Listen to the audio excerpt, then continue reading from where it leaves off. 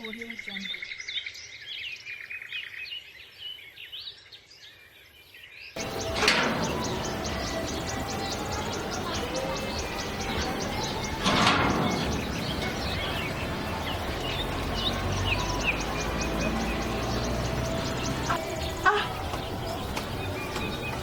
Ndianapaka mota mugaraji mangu. Mota ndiani kwai? Ndianapaka mota mugaraji mangu. Ndiani mota ndiani?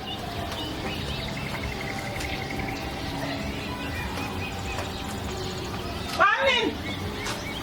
Bamin. Grace.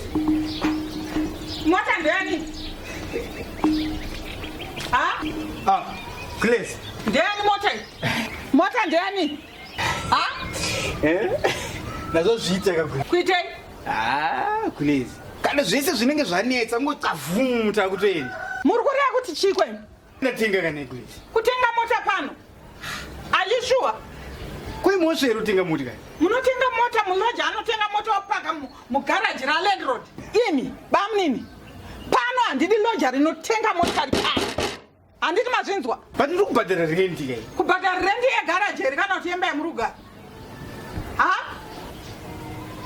Muda kuita makundano neni aikoni?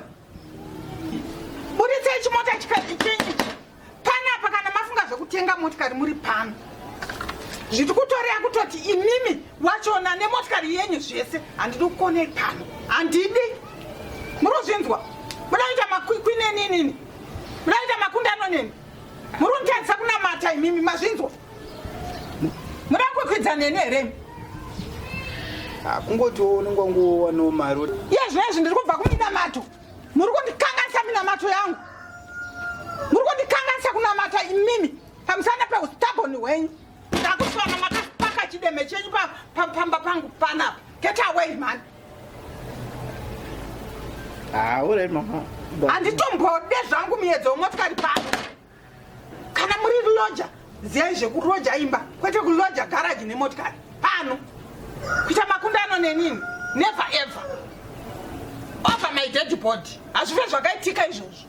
Ndikutokutaurirai. Get away. Budisai motikari. Budisai motikari yenyu. Regai ndingonochinja then. Musatange machinja. Torai key mubvise chimotikari chenyu ichi. Over my dead body.